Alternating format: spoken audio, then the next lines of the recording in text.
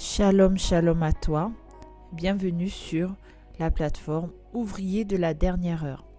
Nous sommes sur le cadre de Intime entre elles, notre émission destinée aux femmes qui ont décidé d'être la personne qu'elles doivent être, d'être la personne que Dieu veut qu'elles soient. Alléluia. Aujourd'hui, nous allons aborder un sujet sensible, un sujet délicat, un sujet que beaucoup n'osent pas aborder, c'est le sujet de la dépression. Vous savez, en parcourant les réseaux sociaux, je me rends compte qu'il y a beaucoup de personnes dépressives. Il y a beaucoup de personnes qui mettent fin à leur jour. Il y a beaucoup de personnes qui se suicident, que ce soit des jeunes, que ce soit des vieux, que ce soit des personnes qui sont actives sur les réseaux sociaux, qui ont ce qu'on pourrait dire une vie idéale. Ce que nous voyons sur les réseaux, des personnes mettent fin à leur jour. Pourquoi ? Parce qu'elles sont dépressives. Des personnes interrompent leur jour. Pourquoi ? Parce qu'elles sont rongées par la dépression. Et ce que je veux vous dire, c'est que surtout dans la communauté africaine, c'est mal vu d'être dépressif. C'est quasiment pas dans l'inconscient collectif africain, c'est quasiment impossible d'être africain et d'être dépressif.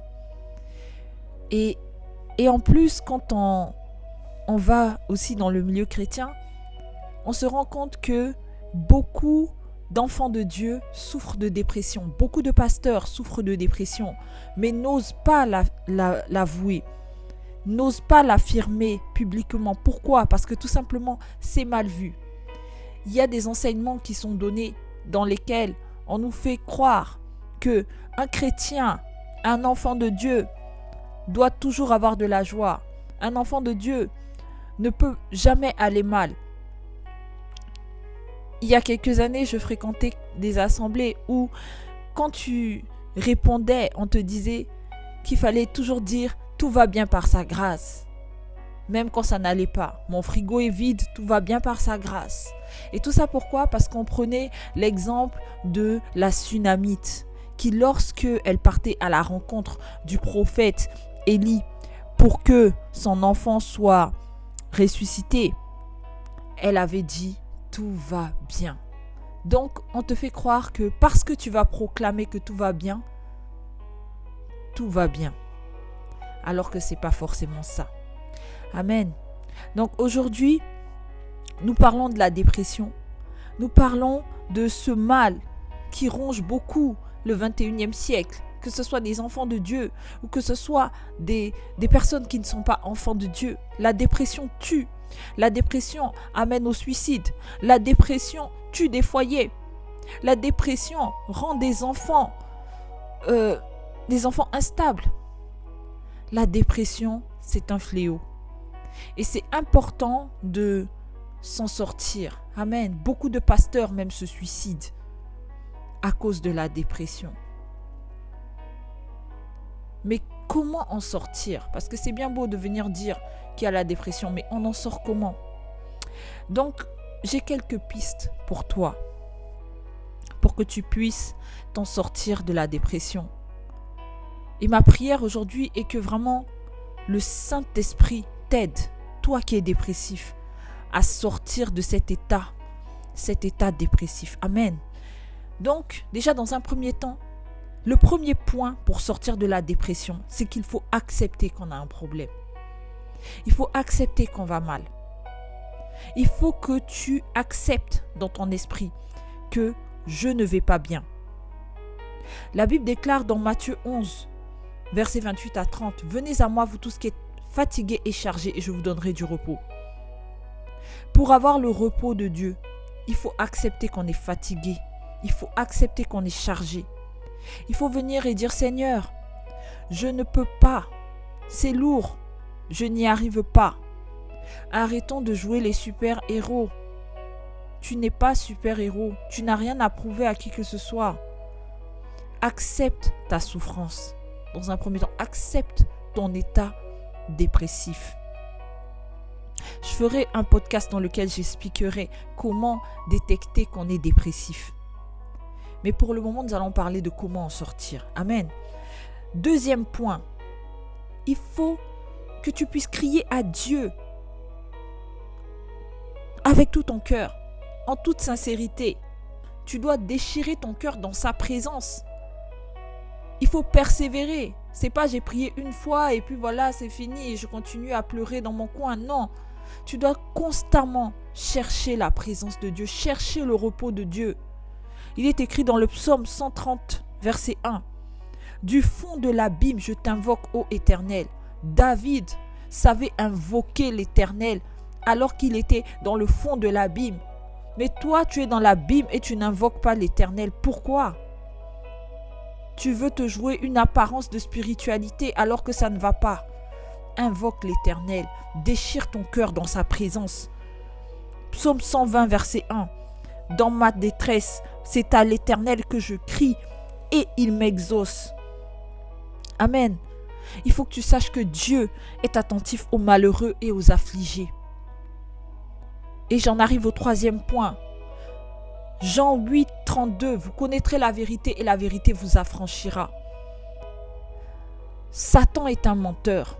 Satan veut te faire croire que Dieu veut te laisser dans cet état dépressif. Satan veut te faire croire que tu es en Christ, mais tu ne seras jamais guéri. Alors que la volonté de Dieu est que tu sois prospère à tous égards comme prospère l'état de ton âme. 3 Jean 1, verset 2. Dieu ne prend pas plaisir à te voir dans cet état dépressif. Écoute-moi, Dieu ne prend pas plaisir à te voir dans cet état dépressif. Je veux que tu l'enregistres dans ton âme. Que la volonté de Dieu est que tu sois joyeux ou joyeuse. La volonté de Dieu est que tu sois épanoui. Il faut que tu le retiennes et que tu le proclames haut et fort. Que la joie de l'Éternel est ta force. Amen. Et le dernier point sur lequel nous allons nous arrêter. Il faut que tu saches que la dépression donne l'accès dans ta vie à des esprits de mort, à des esprits de suicide. Et toi, tu dois refuser le travail de la mort. Tu dois refuser la mort de ton âme. Tu dois refuser cela. Tu dois te lever avec autorité et prier. Chasser ces esprits d'oppression qui oppressent tes pensées. Beaucoup de dépressifs entendent des voix dans leur âme leur parler. Je sais de quoi je parle. Tu entends des voix qui te parlent, qui te minimisent, qui te rabaissent. Tu n'arriveras jamais, tu ne vaux rien. Laisse-moi te dire que ces voix ne sont pas la voix de Dieu, ne sont pas la voix de tes pensées. C'est la voix du diable, c'est la voix des démons, des esprits qui viennent t'oppresser dans ton atmosphère spirituelle. Et tu dois te lever, prendre autorité et les chasser au nom de Jésus, parce que tu as reçu cette autorité. Oui, tu peux aller voir ton pasteur pour qu'il prie pour toi, mais ton pasteur ne sera pas avec toi à la maison. Ton pasteur n'est pas avec toi quand tu es dans les transports. Ton pasteur n'est pas avec toi quand tu pleures seul dans ta chambre parce que tu souffres de la dépression. Donc tu dois te lever parce que lui, le Saint-Esprit, il est toujours avec toi. Et tu dois te lever et tu dois prier. Tu dois refuser cet état de mort. Tu dois prier. Prier avec autorité. Alléluia. Nous allons prier. Père de gloire, je veux te dire merci pour mon frère ou pour ma sœur qui écoute ou qui écoutera ce podcast. Merci Seigneur parce que c'est toi qui révèles les choses cachées. Et c'est toi qui permets à mon frère ou à ma sœur d'expérimenter la guérison de l'âme, Seigneur. Je prie aujourd'hui que tu étendes ta main et que tu restaures la paix dans le cœur de mon frère ou de ma sœur. Je prie, Seigneur, que tu touches le cœur et que tu remettes la joie dans le cœur de ceux qui m'écoutent. Et je veux me lever au nom de Jésus contre l'esprit d'oppression, contre l'esprit de mort qui emmène la dépression dans le cœur de mon frère ou de ma sœur.